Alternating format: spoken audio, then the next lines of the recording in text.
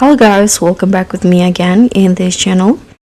So in today's tutorial, I'm going to show you how you can get these heart charms in Fish It Valentine's updates. So the Valentine's update is finally here and this new charms is a game changer. So don't miss out before the event ends. Here I'm going to show you how you can find and purchase the heart charms in the new Fish It Valentine's update. So what you need to do is just sail out to the Heartfall Island. So this is where you can buy the heart charms. So once you're in the island, you can just go inside and the charms can be found near these fountains right here.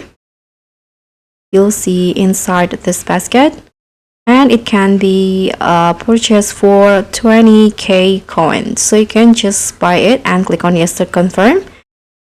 And you'll get the heart charms in your inventory.